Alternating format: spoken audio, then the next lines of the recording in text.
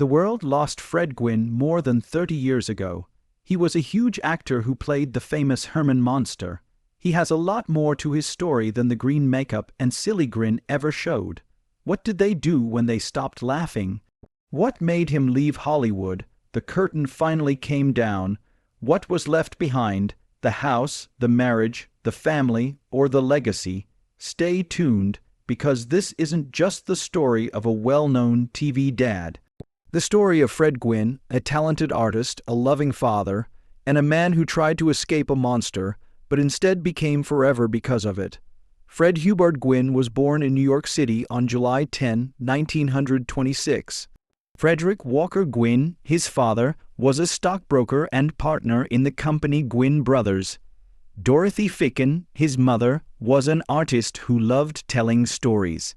Together with her writer friend Minnie Ma H., Dorothy created the happy figure Sonny Jim, who became a big deal in popular culture in the early 1900s. Sonny Jim was first seen in silly picture books that encouraged people to be positive. He caught the attention of advertisers and was soon allowed to be used in Force cereal. A lot of people wrote the happy songs and stories that went with Dorothy. Dorothy did the drawings for the cereal boxes. In a popular poem, it said, "Jim Dumps was a most unfriendly man until Force was served to him one day. Ever since, people have called him Sonny Jim. The character became very famous very quickly. It was once polled across the whole country, and Sonny Jim's name came in third, just behind J.P. Morgan and President Roosevelt.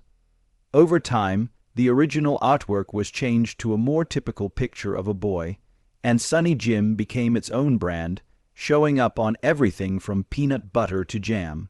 Fred Gwynne is best known for his part as Herman Munster, but it turns out that he had always loved telling stories. Fred's path into theater and the arts was shaped by the way his mother worked as an artist and brand creator. Someone named Dorothy was Fred's sister and Bowers was his brother. Both of them died young. Fred was mostly raised by himself for most of his childhood. For Fred Gwynne, his early childhood was warm and caring, with both of his parents being present and involved in his life. His father was home a lot because he had retired early from his job as a stockbroker. This gave Fred the kind of steady daily presence that many kids can only dream of. But when Fred was only 8, everything changed. After a while, his dad started getting ear infections that would not go away for months. He finally had surgery to try to feel better, but sadly, he didn't make it through the procedure. The family was very sad about the loss. Fred remembered crying for what seemed like days after the fact. Dorothy, his mother, had already been through unbearable sadness when she lost both of her other children very young. Now that her husband was also gone, it was just the two of them. Many years later, Fred would say, "All she had left was me, and all I had left was her." After his father died, Fred shut himself off. He stopped playing with other kids, wouldn't go outside, and read a lot of books in his room by himself. This quiet retreat went on for many years. His mother softly pulled him out of the darkness. She started to let him draw with her because she was a talented artist herself. At first, it was just little doodles, but over time they turned into little drawing games in the living room. She finally got him to come out on the porch and paint with her. These times of making art together slowly brought Fred back to the world. They would go to places together to draw scenery and scenes, using art as a way to heal as well as an outlet. Thank goodness Fred's father was smart with money, so they never had to worry about it. His smart investments and enough life insurance meant that Fred and his mother could live a fancy life without having to work. Many of the investments paid returns every month or 3 months. When Fred Gwynne, by the time he was in high school, he had come out of his shell.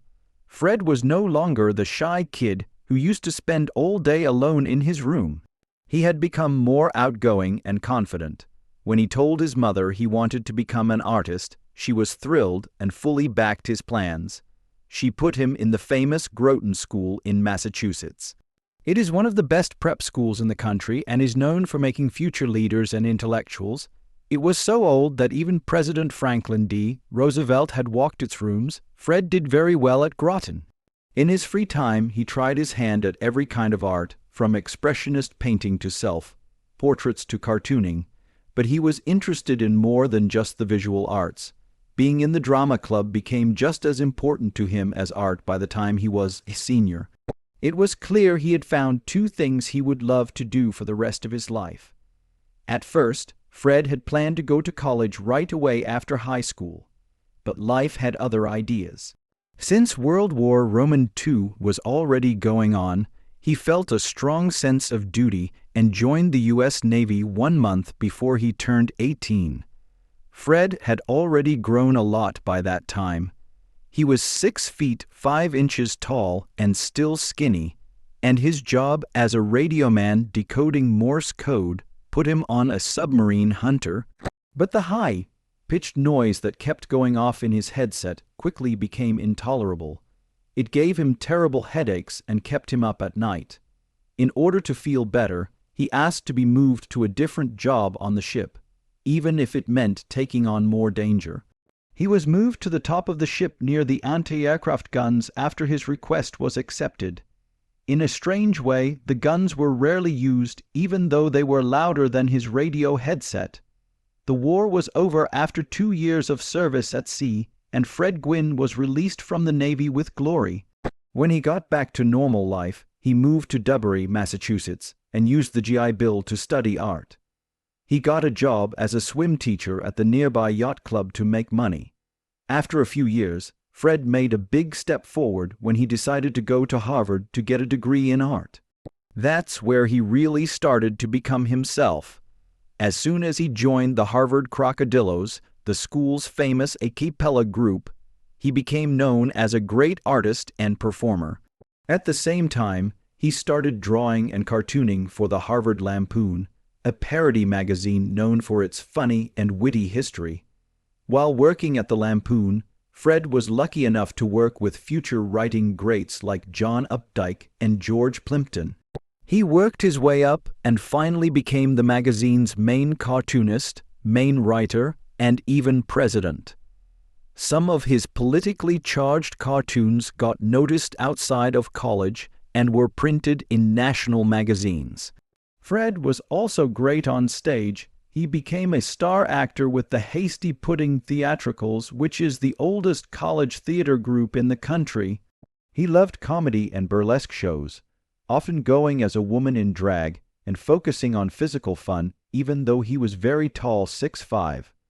Fred graduated from high school in 1951 and stayed in Massachusetts for a short time. He then joined the Brattle Repertory Theater and quickly became the leading man for the group. People noticed how charismatic and good he was on stage, and it wasn't long before his friends told him to take his skills to New York City and try his luck on Broadway. Once Fred got to New York, he split his time between job talks and auditions.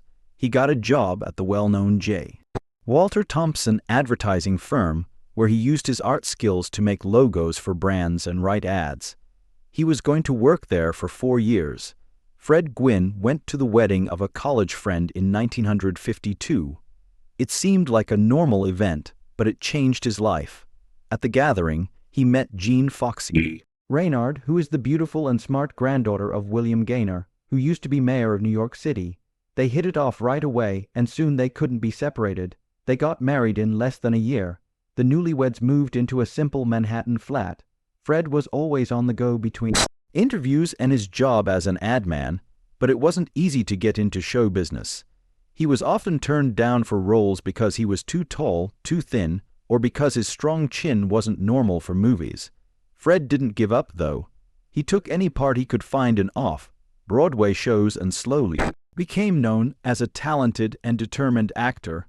In late that same year, things began to change. Fred was asked to try out for the Broadway show Mrs. McCang, which stars the famous Helen Hayes. The part went to him. Everything seemed to be going well all of a sudden. He was newly married and in love. He had a good day job and was co-starring in a hit Broadway show that would run for 320 performances. Not long after that, Jean got pregnant, and a boy named Kieran was born, becoming their first child. There was a lot of love, work, and the thrill of starting over in their lives. But bad things happened soon after Kieran's first birthday. In the middle of a quiet night at home, the child was trying to balance by pulling himself up on the edge of the couch. He swayed, and Fred jumped out of his chair to stop him, but he was too late by a second. He hit his head on the sharp part of coffee table when he fell, which caused a subdural hematoma.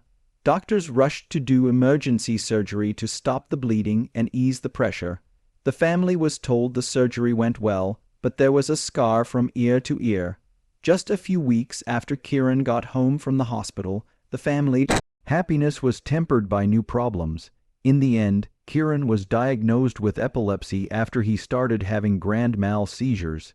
He would have to deal with the situation for a long time. This was really hard for Fred. He felt guilty and thought that if he had done something sooner, maybe nothing bad would have happened. In every case where Kieran had a seizure, Fred felt terrible and would often cry. But Fred kept working and life went on. After a few years, Fred caught the eye of famous director Elia Kazan, who was in the crowd while he was acting in a play. At first, Kazan thought Fred would make a great servant because of how tall he was. Kazan liked Fred's playing so much by the end of the show that he invited him to try out for a part in the Marlon Brando movie on the waterfront. Fred had a small part as a servant and only had a few scenes, but it was still a big chance. He was starting to get noticed. Foxy, Fred's wife, had their second child that same year. It was a daughter called Gaynor. When the makers of the Phil Silver Show called Fred in 1955, it was another big break in his career. Their search was for a tall, funny actor, and Fred came highly suggested. He tried out and was chosen to play Corporal Ed Hannigan, also known as the Stomach. Fred didn't mind that the show didn't last long for him. It gave him more time to do what he really loved, which was writing and drawing his own book. He chose to stop going to interviews and work on the project. In the evenings instead, Fred made a brave choice as he got close to finishing.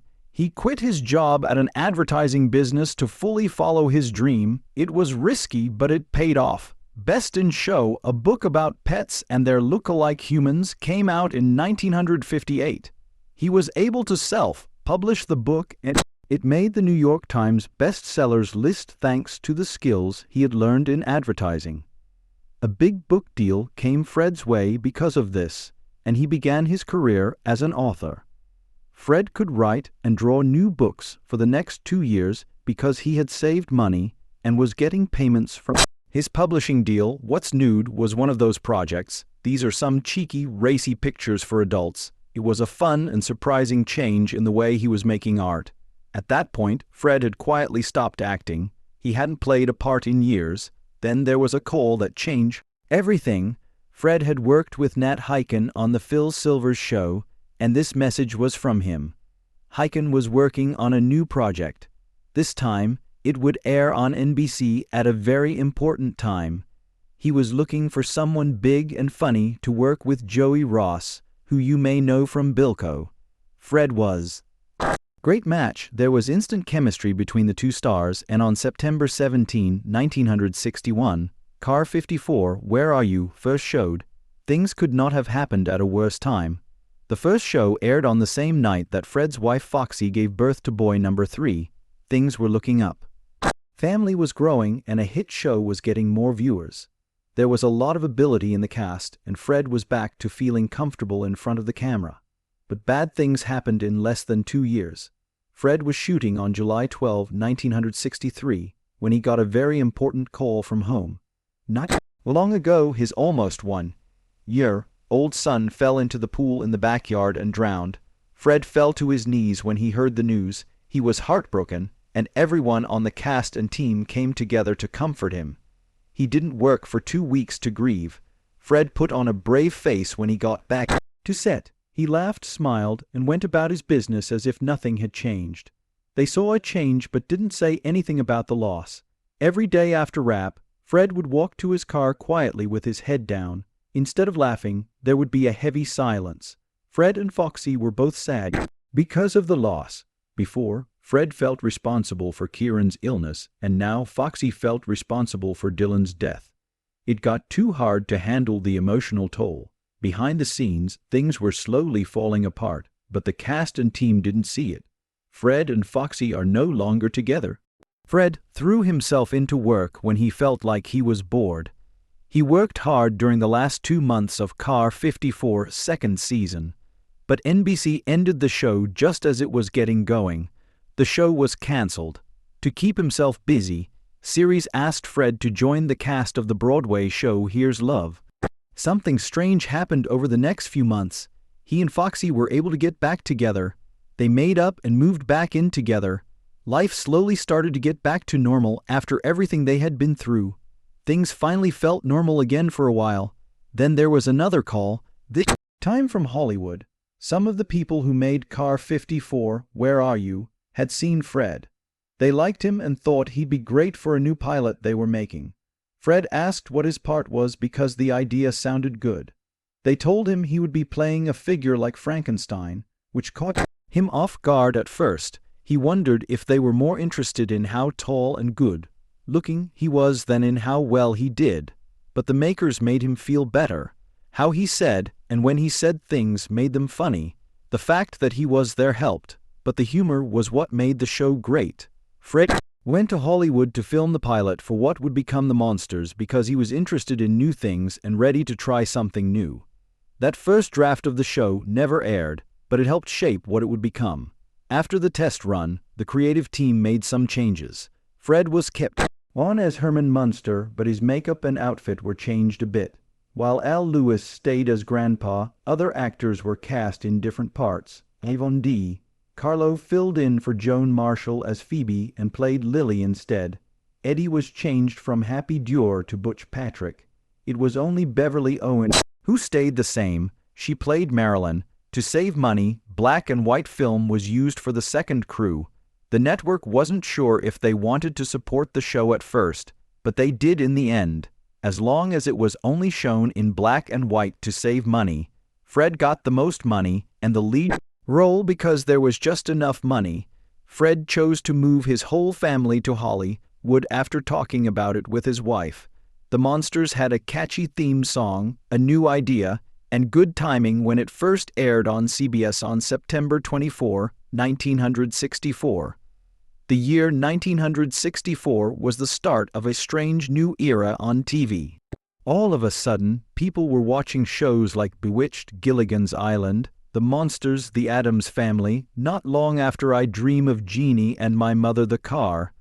The airwaves were filled with magical housewives, talking animals, and strange families. It was both strange and great for TV. Gwynne was with the Monsters right in the middle of it, but not everyone stayed. Beverly Owen, who played Marilyn at first, quit the show after only 13 episodes. She was replaced by Pat Priest, who played the part for the rest of the show. Fred did more than just put on an outfit to play Herman Munster. He wanted the monster to have heart and be likable. To do that, he got ideas from his mother, who was close to him. He copied the way she spoke, moved, and held himself in a soft way. Herman's famous laugh, on the other hand, was something he made up on his own as the character grew. The show became popular very quickly and quickly gained a lot of loyal fans. Many people asked Fred to go out in public as Herman, but he rarely agreed. Why, how they look. It was hard for Fred to change into Herman Munster, beginning at 6 a.m. Every day he spent more than 2 hours in the makeup chair, while movies were being made without him. At the start of filming, he was wearing prosthetics, a heavy outfit, and a headpiece that was too big for him. He later said that what happened was like a bad dream. It was too hot to stand under the studio lights once I was dressed up. He often felt like he was baking inside the suit because it didn't let air flow. The team would take off his heavy boots at the end of the day and pour sweat out of them. To stay hydrated, he was given salt pills and told to drink a gallon of lemonade every 2 hours. Leg cramps and constant back pain were caused by the harsh weather. Still, Fred never said anything bad. People fell in love with a monster who had the heart of a soft giant because he showed up and stuck with the part. Fred Gwynne and his wife had 2 more children by the time filming for the second season of The Monsters began. Their new son Evan and daughter Madden joined the family. Things looked like they were going well in life, but then Batman came along. When the Batman TV show started, it was a big turning point. More than anything else, it was bold, full of action, and shot in full color, a striking improvement that caught people's attention right away. The numbers for Batman kept going up week after week, taking more and more people away from the black and white monsters. The company did something big to try to save the show. They put out a full-length Technicolor movie called Monster Go Home. The bright colors were a nice change from the show's usual black and white style, and Fred even joked about how scary good he looked in color, but it wasn't enough. Batman was too much for the show to handle, and soon after, the group was told that the monsters would not be returning. Fred didn't seem upset. He actually thought the show did what it was supposed to do. At the last party for the group, he joked, now everyone can go watch Batman, which meant he was okay with the show ending. Fred then took 6 months off. His health was important to him, and he made time for his growing family and gave himself time to breathe. At some point, though, the desire to go back to work came back. He began to try out again. There were a lot of interviews, but they quickly ran into a problem. Casting directors told him the same thing everywhere he went. "I'm sorry, Fred, you are not useful to us.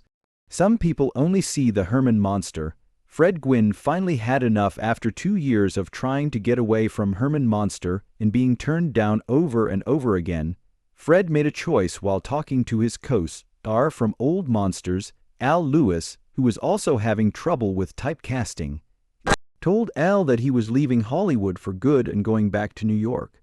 While the Gwynne family was back on the East Coast, Fred began going to tryouts again. At that time, made-for-TV shows were more popular on New York's TV scene. He also got a part in Arsenic and Old Lace in 1969.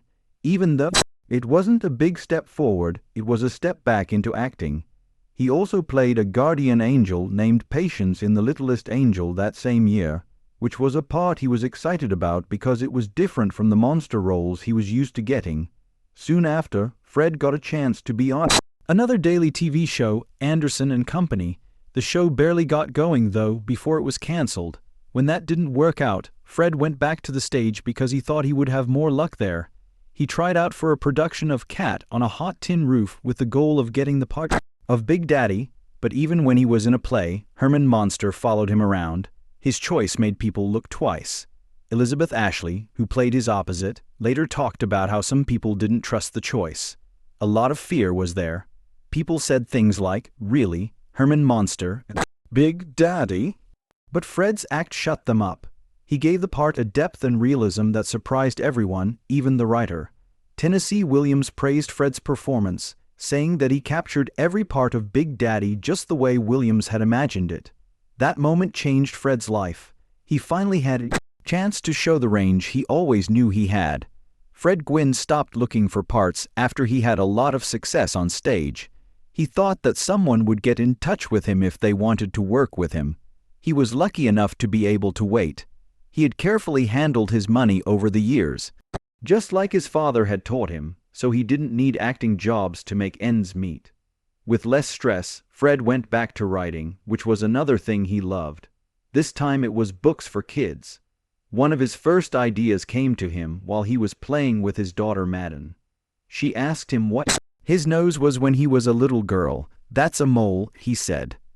Later, she was playing in the yard and saw a hole in the ground. She asked him what made that hole, and he replied, "A mole." She looked at him blankly and Fred laughed at her. "I thought of a book idea at that moment." He wrote it, had it published, and it was a big hit right away. After that, he wrote more silly and smart children's books for 10 years. His names for books, like a chocolate mousse for dinner, A Little Pigeon Toad, The Pond Larker, and The King Who Reigned, were clever and easy for kids to imagine. But things changed in his personal life during this time. In 1980, after 28 years of marriage, he and his wife split up. Fred moved into an apartment in Manhattan and kept living a quiet life as a writer. Then, in 1981, a call came in with an offer to be in The Monster's Revenge.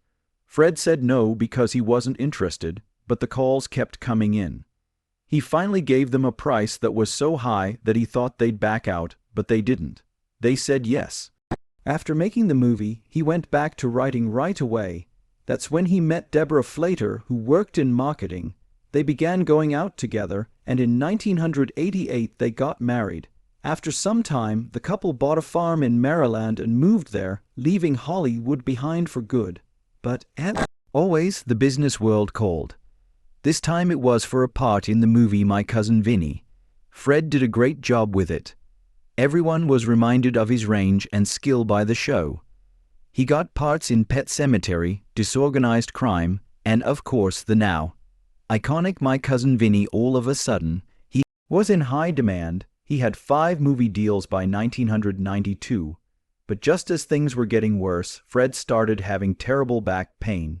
In January 1993, he went to the doctor for a full checkup. The terrible news was that the cancer in the pancreas could not be cured. He was given 6 months to live. He wanted to spend every minute of it with his wife and children, drawing and painting. That's exactly what he did, was his simple answer when asked what he planned to do. Fred Gwynne died on July 2, 1993, at the age of 66. His wife Deborah was with him, and his children were close by. There was a lot more to him than just one character, one show, or even one platform. He did art, wrote, acted, and most of all, told stories. He never stopped making things. Fred Gwynne's estimated net worth at the time of his death in 1993 was around $2 million. This is a small amount by Hollywood standards, but it shows how well he managed his money and how many different jobs he had. Even though his most famous part was as Herman Munster on Monsters, Gwynne's wealth wasn't based on big deals. In the 1960s, TV artists made a lot less money than stars do now. Reports say Gwynne made around $3,500 per episode during the Monsters' first run, which at the time was a good salary but not extravagant. Fred stood out because he was smart with money. He did what his father did and invested wisely while living below his means. After he stopped playing, he focused on writing and drawing children's books. Many of them were small hits and have been a steady source of income for him over the years. Fred Flater and his wife Deborah Flater moved to tiny town, Maryland, in later years and lived on a peaceful farm. The house wasn't at all like the Gothic castle that his famous TV family lived in. Instead, it was a quiet, charming farmhouse surrounded by trees and open fields. It was a place for solitude, thought, and creation. Fred could get away from the public eye at this house, which had classic white siding, a wide front porch, and a nearby rural barn. He enjoyed writing, drawing, and a slower pace of life there in his last years. To Gwynne, being rich wasn't about having too much. It was about giving him freedom, keeping things simple, and making a place where he could just be himself. Which of Fred Gwynne's roles do you think didn't get enough attention? Or do you still think of him as the cute Herman Munster? Write your answer in the box below. And if you liked this look into Fred Gwynne's life, his family, his sad death, and the money he left behind, please like this video and subscribe for more stories about Herman Munster, Fred Gwynne, and other famous TV characters.